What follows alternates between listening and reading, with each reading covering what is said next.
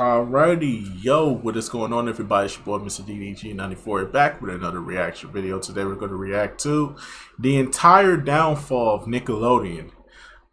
We did Cartoon Network, so it's only right that we do Nickelodeon. This guy right here, he's doing a lot of channels. He's currently working on the Disney Channel. That's what he said in one of his posts. He said the Disney Channel is in research mode right now. So he's pretty much cooking up a Disney Channel one as we speak. And I will be right here waiting for it because this brother right here, he is finding a lot of our childhood and explaining why they don't exist no more, or whether they fallen off to the point where it's impossible, where they've moved to a where they're now under a new name, or had to merge with a new company because they just fucked up. So it's a lot of our childhood that's just destroying themselves right now, and Nickelodeon is no exception. But yeah, man, without further ado, let's get right into it. The entire downfall of Nickelodeon. Let's get it. Illuminating television. Nickelodeon.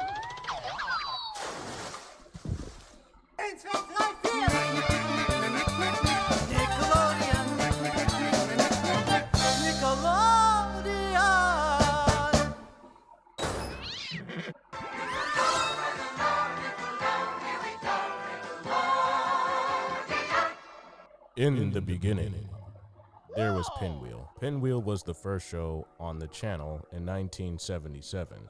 The creator of the channel, Dr. Vivian Horner, who was responsible for PBS and the Electric Company, wanted to experiment with educational programming for kids, and Warner Corp gave the channel C3 or QB a launch to see an experimental test on how kids reacted to the show. At the time, it was seen as a lost leader by Warner, as having commercial-free shows didn't make it a competitor to then HBO. In 1979, Nickelodeon would rebrand as the first ever children's network.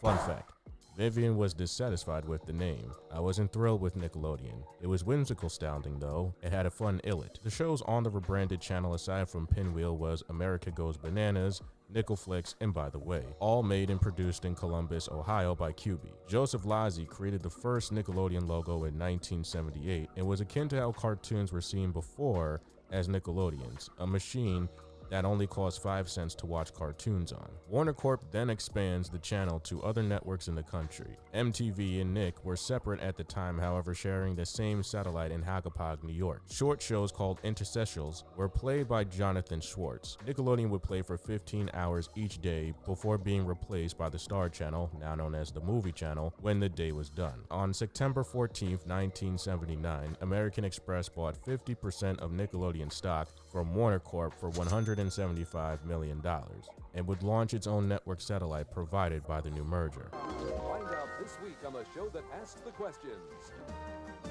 Nick News. Oh, Nick. Okay. The 80s was a trying time for Nickelodeon, as the channel was seeing tough times. This time was also seen as the green vegetable era by then former president Cy Schneider, which meant any show that was parent approved was broadcasted. However, kids really didn't want to watch. Shows like Dusty's Treehouse, First Row features What Will They Think of Next, and Special Delivery. During 1981, Bob Klein created the new logo for Nick, as well as 13-hour days as an extension to the network. Additional shows added to the roster were Double Dare, The Third Eye, Mr. Wizard's World, Stand By, Lights, Camera, and Action. Warner Amex then partnered Nickelodeon and MTV together as assets were beginning to look grim in 1984. $10 million in revenue were completely lost, viewership was tanking, and finished dead last. By then, Bob Pittman, former president of MTV, revamps Nickelodeon with Fred Seibert and Alan Goodman on the logo, and giving Nick its own jingle created by the Jive Five, responsible for this song, My True Story, Really? in 1961. By October 1st, 1984, the revamp was a success and became the most dominant kids network for 26 years. which would then garner the attention of both Turner with Cartoon Network and Disney with the Disney Channel. July 1st, 1985 launches Nick at Night with the Donna Reed Show that was pitched by Geraldine Laybourne, who also hated the series, for the late night block that ran from 8 p.m. to 6 a.m. to play oldies but goodies. At the same time, American Express and Warner Corp drops Nickelodeon while MTV picks up Nick, then launches VH1 for $685 million.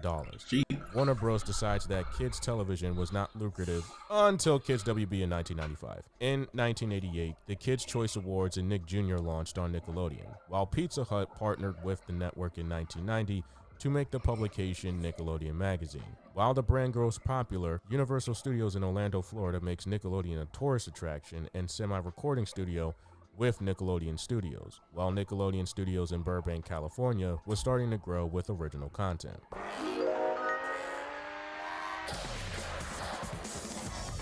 Oh yeah, I remember Nick Gas, game and sports. They used to, this is when they tried to like really connect with the kids that was growing up. That's when they really tried to connect with the kids that was growing up. They used to talk about sports, video games, just trying to be that rat tad, bro. You know, that type of show. Like, yeah, bro, we're totally hip with the young crowd. Yeah, dude. Hot tailor. All right. Fuck out of here. Nigga, we was not here for that, bro. I only watched that show if they was talking about some video games, bro. They used to, bro. They used to have hella promotions for video games, bro, in that show. And then we get to the golden era. Get Ren and Stimpy up out of here, though. Source for children's programming. However, the problem was the network relied on Canadian television shows. August 11th, 1991 was when Nicktoons debuted, but it gets a bit deeper than that. Geraldine Laybourne during the 70s made the first actual Nicktoon called Video Dream Theater. She got a turkey However, neck. ran into financial trouble that left the show unaired. Later on during the bad years, picked up Ralph Brasky with Tattertown. By 1989, Geraldine would gather the team at her house to redefine the purpose of cartoons, as she pointed out that the main goal of cartoons was to sell toys and merchandise. Everybody else was doing toy-driven stuff, and it was garbage. It's hard to create a character out of a toy for a lot of reasons. You have a limited time to produce because you have to get the thing out when the product hits the market. How about, instead, we do this radical thing of looking around the country for animators who have great characters living inside them. Geraldine, then in the early 90s, would look for artists in LA.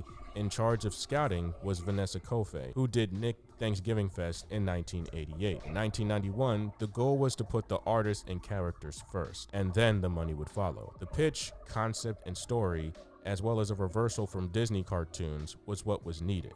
With a $100,000 budget, Nick secured 2 out-of-house animation studios, Jumbo Pictures and Klasky Super Incorporated. Doug and Rugrats were the first 2 animated Nicktoons following Ren and Stimpy, which came from a variety show called Your Gang by John Krafalski. With the success of Rugrats and Doug, Ren and Stimpy creator John Krafalski was fired by Vanessa for breach of contract, delayed episodes, and crude humor by him. But that situation doesn't exist anymore in America. It's no longer a free country. It's communist or something. Yeah, I've seen a lot of videos on the creator of Ren and Stimpy, and I completely understand. Now it makes more sense as to why I hate that show, because the person that made it was a fucking weirdo. So I'm gonna just leave it at that. He's a fucking weirdo. He's a creep. This nigga was fucking with minors, bro. This nigga was taking advantage of minors. That's all I'm gonna say. He was taking advantage of minors. He's a creep. He's a weirdo. Ren and Stimpy should not. I hate Ren and Stimpy with a passion, but this just gave me all the ammunition I needed, because the creator that made it is a fucking weirdo. Something. And you can only make cartoons that are politically correct, just like everything else. You can only make cars that are politically correct, and you can only make movies that are politically correct. The internet eliminates No, the you need don't. for You can make distribution, which is politically one of the incorrect world's great movies. It's fine. evils. The rights, however, were bought and given over to Bob Camp to continue the show. In 1992, Nickelodeon in-house studio Games Animation created Rocko's Modern Life, which was greenlit and becoming popular. Because of this initial success, Sony wanted partners with Nickelodeon to release VHS tapes of episodes before being sourced by the parent company, Paramount Home Entertainment. By 1995, Viacom issues a budget freeze which cancels Ren and Stimpy, then Doug, but sells Jumbo Pictures to Disney to revive the Disney show on one Saturday morning in 1996. The rights are still owned by Nick, however. Yeah, I was finna say that Nickelodeon still own the rights to the Doug IP, because that's still their IP. But they pretty much let the show go on. So Disney had to cut a check for Nickelodeon. And I believe that's why Doug didn't get as many seasons as it was supposed to, because they had to cut a check for Nickelodeon, and they was like, we not finna let our competition make money off of us like this. We just gonna get this out the way. We gonna do 4 seasons of this shit, 4 to 3 seasons of this shit. Give it one big movie, we're done. That's what they did. They did like 3 to 4 seasons. I don't remember. They put one big ass movie out. They was done with Doug. Doug was done and over with. Don't know how that's possible. Kablam in 1996 became an underrated animation show. Yeah, Kablam was fire though. And showed them in different shorts with Sniz and Fondue, Life with Loopy, Prometheus and Bob, and birthing the Nickelodeon series Action League Now and Angela Anaconda. Hey Arnold also debuted at the same time, created by Craig Bartlett, based off of the character made from claymation on Pee-wee's Playhouse. In 1997, Nick spent $350 million in animation investment, and pilots SpongeBob SquarePants and Cat Dog were in production. SpongeBob by Steven Hillenburg was almost abandoned as Nick wanted SpongeBob to be in school rather than an adult working a job. The pilot Sponge Boy Ahoy was a hit, but ran into copyright issues as Sponge Boy was already trademarked. Steven then meets with voice actor Tom Kenny, who voices different characters. There's actually an original pilot for SpongeBob out there. I do have it in my watch list. It's just that I don't know if it's touchable, because I haven't seen nobody react to it yet. I have watched it though. I have watched it. I'm willing to react to it again. I'm willing to watch it again and react to it with y'all, but I don't know how hot that is. That's why I said we have to be careful. I'm sitting on a guideline strike and a copyright strike. I got a couple more weeks, and then I think my guideline strike is done with. But I don't know how strong the legality of that pilot is. It's very different from the one that we seen on. It's very different. It's very different. It's very different. The animation is different. The story is still the same though, but the animation's a little different. There's a little bit more scenes. It's the Help Wanted.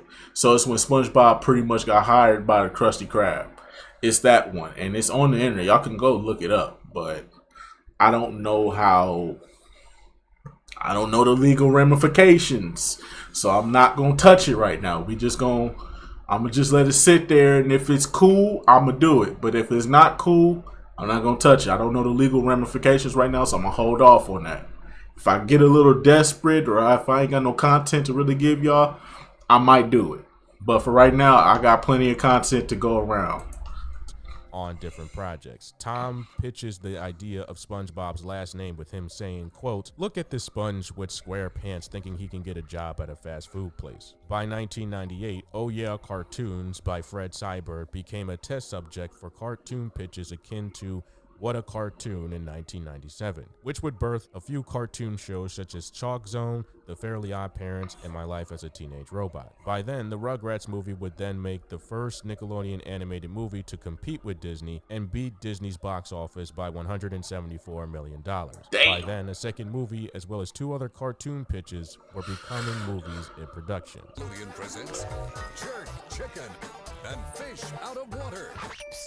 That's me. Oh, I remember this. You got a snick to snack. Snick snacks. Short and sweet. coming at Oh you. yeah, Snick was a we test got to subject talk. on Saturday nights because maybe Well, we already went over Snick, which is which is pretty much like the Saturday night block for like all that Kenan and Kel, the Amanda Show, Are You Afraid of the Dark, Clarissa, Cousin Skeeter, all the live action shows.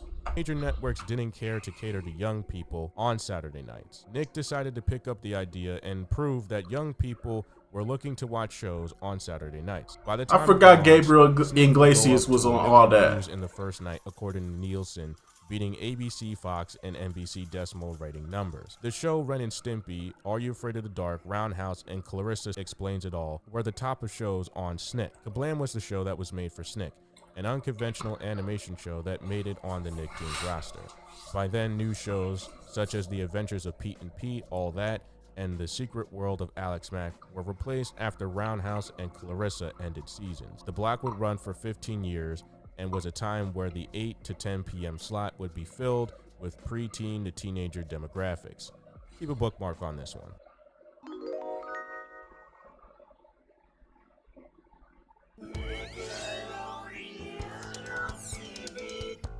Here we go, the downfall.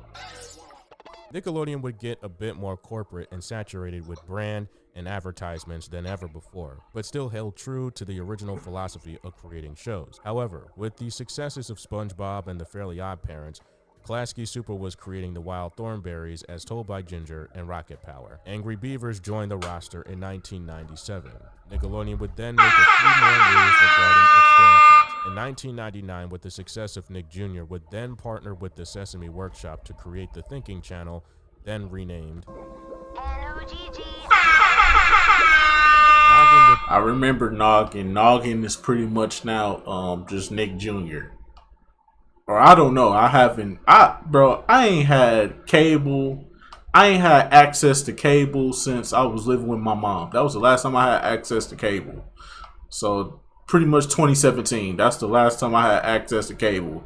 And I remember there was a Nick Jr. channel, there was a Teen Nick channel, and there was a Nicktoon channel, followed by, obviously the Nickelodeon channel. So I do remember this. Noggin was for the Nick Jr. So my sister in her younger years, she was pretty much heavy on this and Sprout. Mostly she was addicted to Sprout, but Nick Jr. was a close second. I had to culture my sisters, okay? Both my sisters, both my youngest sisters, I had to culture both of them. I had to let them know that Nick Jr. I had to culture my sisters, bro. I had to let them know that Nick Jr. is that show. Y'all can't just be watching. Understand, you know what I'm saying? You got to learn your ABCs and 1, 2, 3s, your colors and all that from Sprout. I ain't going to stop them from getting their education. But y'all need to know about these GOAT shows right here. And lo and behold, they get a little older. They're like, fuck Sprout. I don't want to watch Sprout. That's for babies. Sprout is for babies. I want to watch Nick Jr. where it's at. So now they watching Dora the Explorer or Backyardigans, fucking Wonder Pets, Max and Ruby, Peppa Pig, Gullah Gullah Island, Blue's Clues, all that. I had to put them on, man. I had to culture my sisters, man. I had to culture my sister. I couldn't do that with my brother because me and my brother is only like 4 years apart. So, and I'm the oldest. So, yeah, I didn't have to do that with my brother. My brother just followed my steps regardless because whatever I was watching, he was watching. We only 4 years apart. So, of course, he gon' be cultured just like I was cultured, pretty much. would then air Sesame Street and Nick Jr. shows while becoming commercial free for kids in preschool to elementary ages. With Cartoon Network having success and competing with Nick, it launched Cartoon Fridays, taking over the Friday night slot. Nick responded with Friday Night Nicktoons in 2001 to air new episodes of Nicktoons. Because of EI during the Saturday morning craze by major networks, Nickelodeon was untouched due to the fact that it was its own network, therefore wasn't a part of the controversy that they weren't educational and dominated Saturday nights. Albeit in 2002, Nickelodeon would get greedy and air Nick on CBS to put a hat in the race for Saturday morning cartoons. However, after the successes of Nick movies, such as Harriet the Spy and the Rugrats movie, Nickelodeon would be doing business with THQ to make video games and its own off-character video game, Tack and the Power of Juju. SpongeBob SquarePants would debut after the 99 Kids' Choice Awards and prove that adults were half the viewership of the show, as well as a moneymaker regarding its own movie and toy branding. Slime Time Live in the early 2000s would make the scene as it was filmed on set at Nickelodeon Studios in Orlando. After every show during the noonday, it would be an interactive game where kids would call in and play games with real people or celebrities. People would then get pied or slimed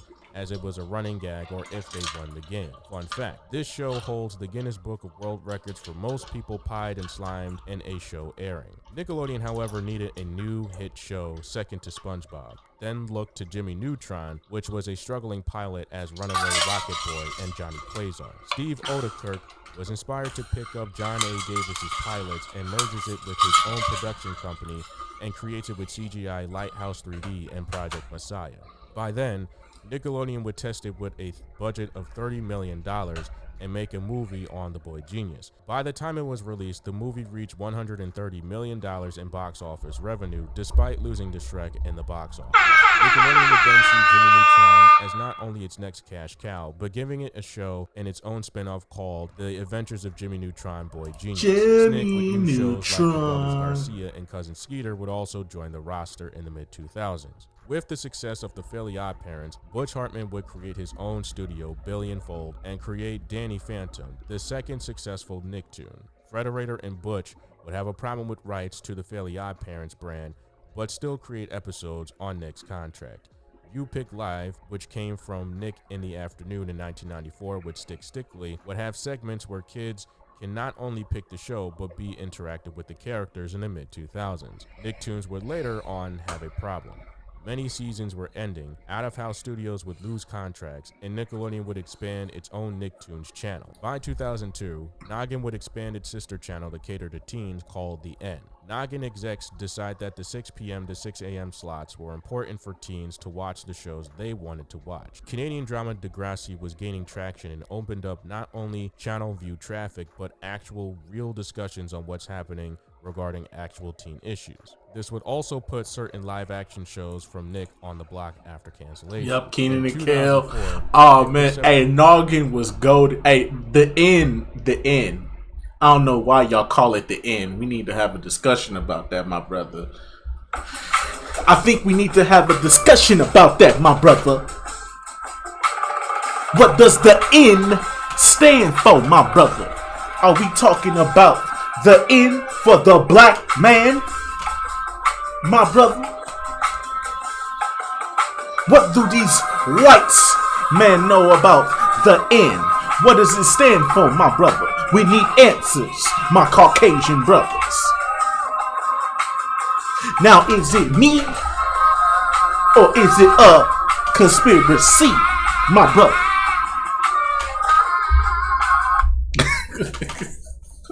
I'm just saying though. Like, why y'all? I'm just saying though. Like, why?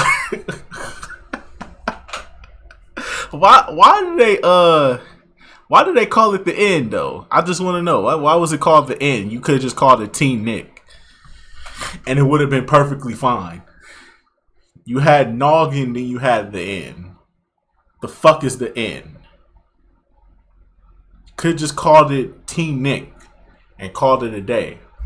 The fuck? separate from Nick at Night due to Nielsen getting complaints from channels that Nick was manipulating views, and then a law being passed that networks must have 51% or more of a day part to qualify for ratings. In 2005, Nickelodeon would expand into anime with Avatar: The Last Airbender, which at the time was very revolutionary as it wasn't imported from Japan and was Nickelodeon's original work. During 2006, Nick on CBS would discontinue. Spider and fly. Spider and fly. Spider and fly. An entire day devoted completely to play in honor of the Worldwide Day of Play.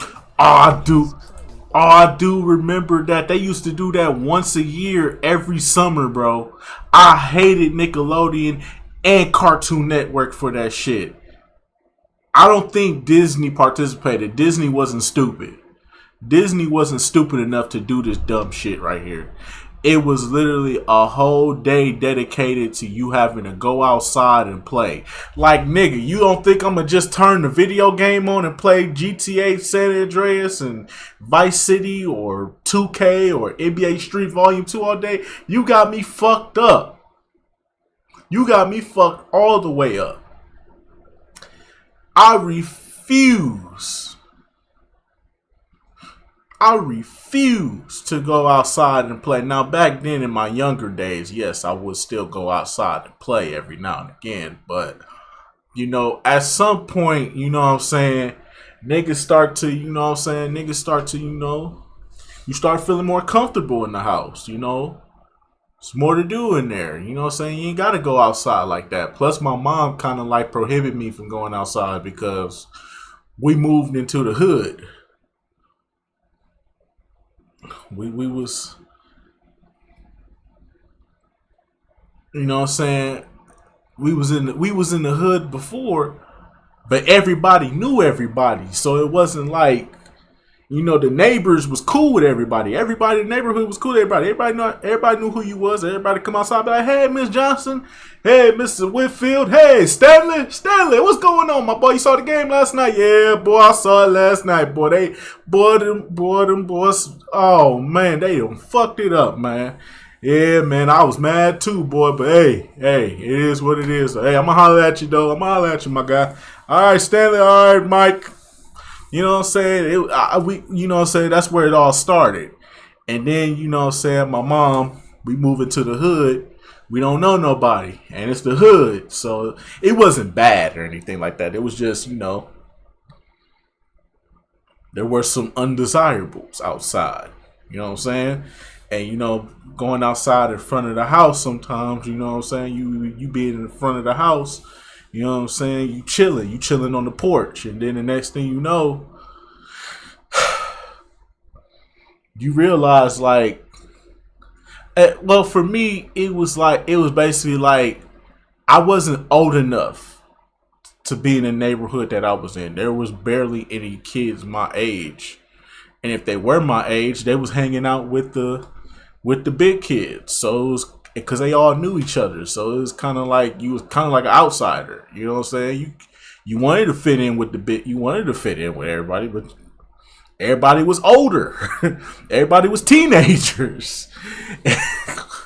Then when you get older and shit, and you finally a teenager, and you finally, you know what I'm saying, you old enough to, you know, go to the park by yourself, you know what I'm saying, go walk to the park by yourself, play basketball, whatever. Shit, now you stuck, cause now you stuck, cause it's like, it's rarely any kids. It's still rarely any kids your age, because now a lot of them are little kids, and it's like, yo, what the fuck? So it's like you kind of like I was kind of like in a space by myself. So that's why I didn't go outside as much when we moved into that neighborhood that we moved into. So I was really just by myself. So I just stayed in the house and played video games all day. But I hated when they did this stupid ass shit. I hated when they did the stupid ass shit right here. We're going to turn our networks off for today and force you to go outside and play. Like, nigga, what if I can't go outside and play? What if cartoons is the only thing that's keeping me sane? What do you want us to do? Put some cartoons on. Damn, you could at least, man, y'all could at least put like, y'all could have, I feel like they should at least made this like a 5-hour event.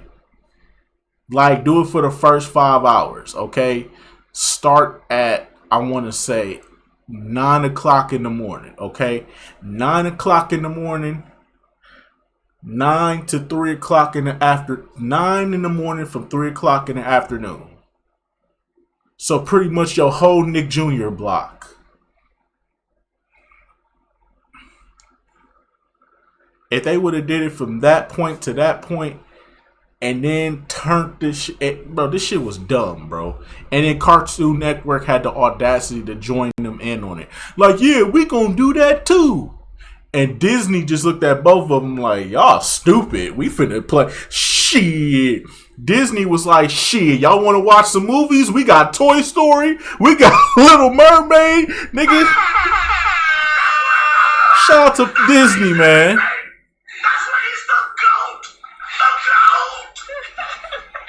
Disney wasn't no dummy. Disney took advantage. They said, hey, we got that Toy Story. Hey, y'all want to watch Toy Story 1 and 2? We got Toy Story 1 and 2. We got Monsters Incorporated. We got Little Mermaid. We got all this shit.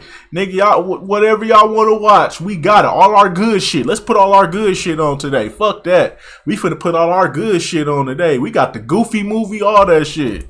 Off the air from 12 p.m. to 3 p.m. Oh my god, that shit was stupid. Snick would be canceled in 2005. You Pick Live would end. Nickelodeon Studios in Orlando, Florida would close down due to financial hardships. Moving from Florida to California, Games Animation would shut down, Klasky Supo dropped, and Presidents would switch to gain a more corporate edge. That and SpongeBob Still Alive. Nickelodeon would also expand to hotels and food brandings to stay afloat, while SpongeBob, after its first movie, would see a change in viewership. MTV and Sony would also partner with Nickelodeon on creating music and albums with its child actors getting into music. The Naked Brothers Band would be a music TV series with 2 real young musicians that would make numbers from 2007 to 2009. Nickelodeon would also keep Steven Hillenburg and Butch Hartman until Steve died and Butch's contract was up with Billionfold. Yeah, it sucks what they did to Butch. New experimental show to create new shows. Hey, shout out to Butch too. He got a YouTube channel. He explained his side of the story though on his YouTube channel. So shout out to him, man, because I hate what Nickelodeon did to him. Taking his cartoon, taking his creation from him though. But he still got the rights to Danny Phantom, so that's still good. But they fucked him over on Fairly Odd Parents, so he don't even got the rights to the show no more. That's crazy. Shout out to Butch though, for real. Shows from the Frederator studio called Random Cartoons. 2 shows were piloted, Fanboy and Chum Chum, which was just called Fanboy, and Adventure Time. Guess which one Nick chose?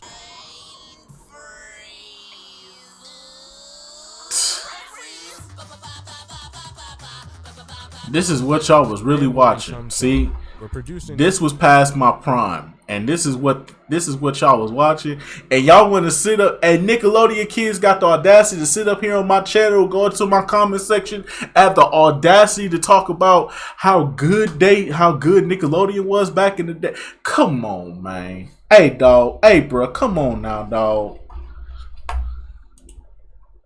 Come on now, dog. Come on, man.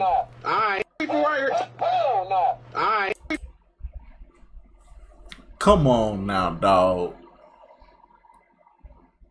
Come on, man. Y'all got the audacity. Y'all had shows like this going on.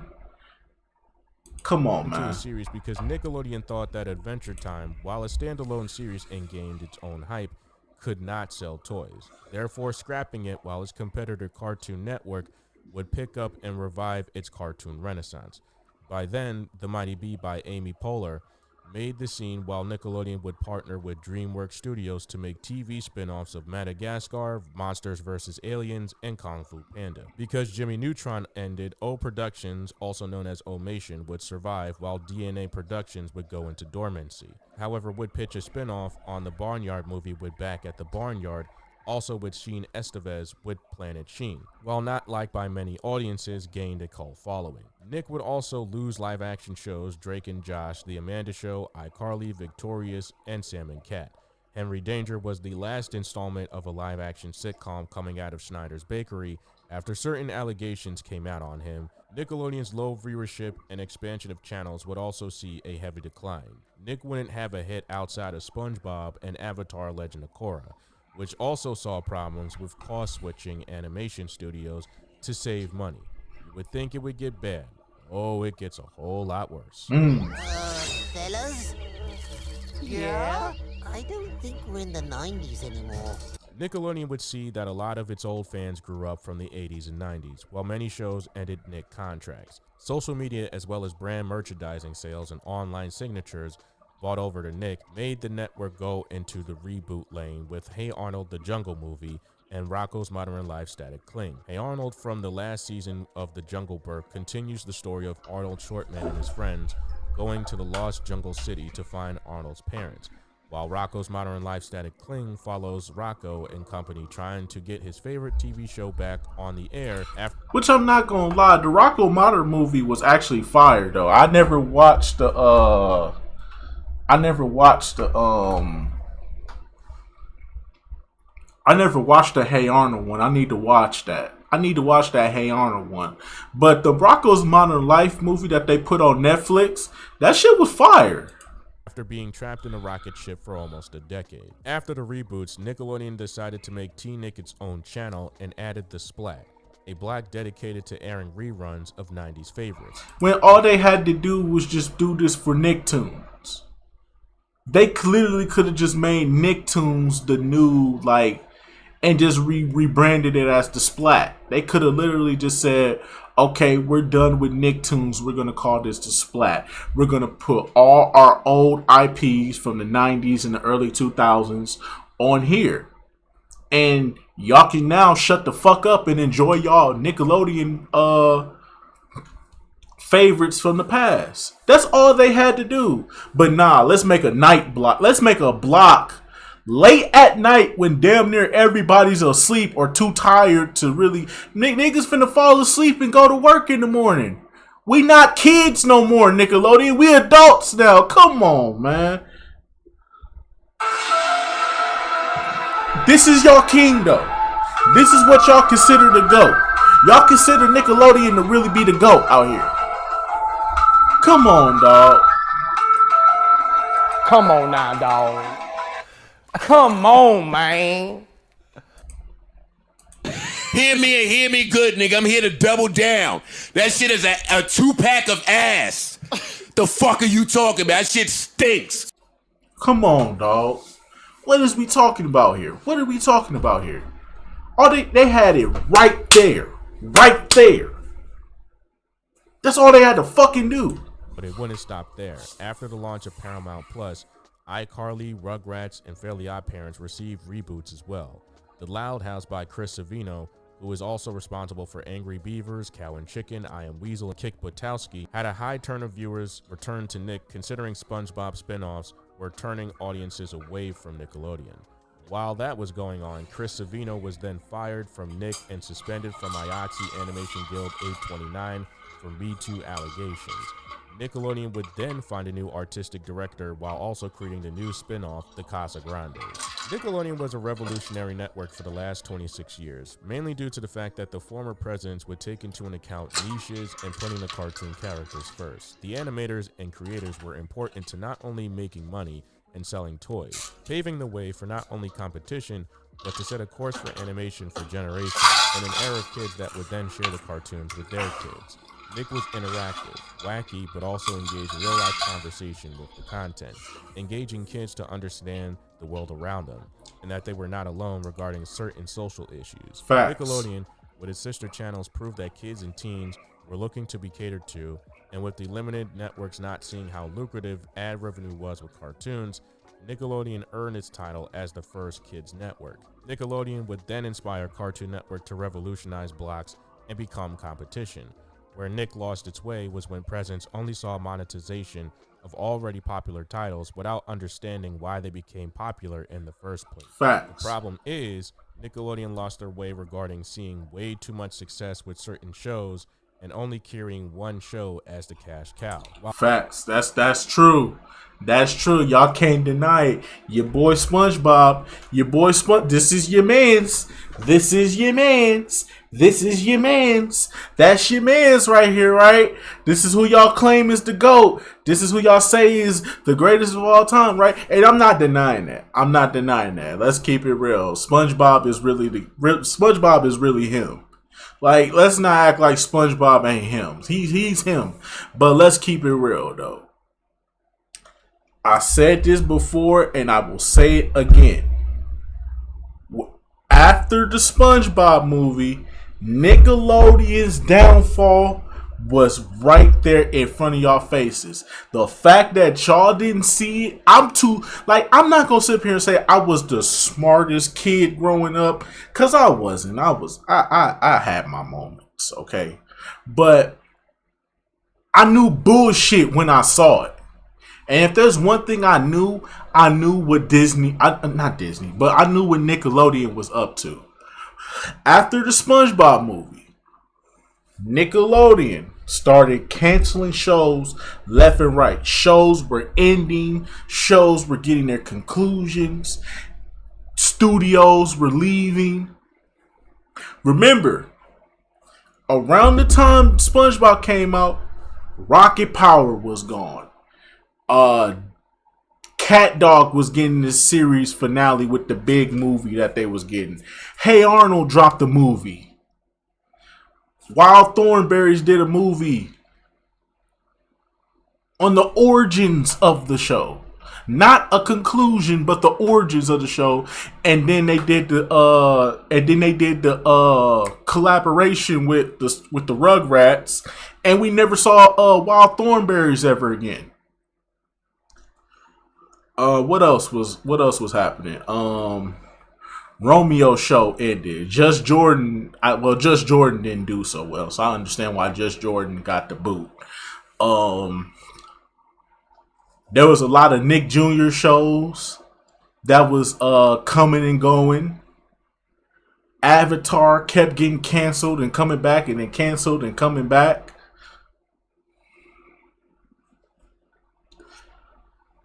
Jimmy Neutron just stopped. They just stopped airing Jimmy Neutron out the blue. They never gave Jimmy Neutron a conclusion. They just stopped airing the show.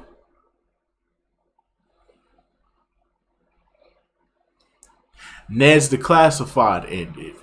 Zoe 101 was coming to an end. What else? It was hella shit going on around this time. I'm trying to think what else.